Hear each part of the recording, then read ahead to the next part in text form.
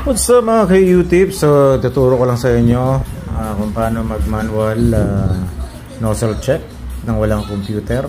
Itong Epson L360. So yan po, kung galing siya sa patay, power off. So ang gagawin nyo lang is press nyo lang to yung stop button and itong power. So pag nag-blink yung power, okay, nagbukas, okay na yan, release nyo na. So yan, so magno-nozzle check na siya. So tingnan natin. Yun, kinuha na yung papel, no. So yun lang pangit dito, ewan ko bakit dalawa sinasabay niya, pero i-adjust, konting adjustment lang yan.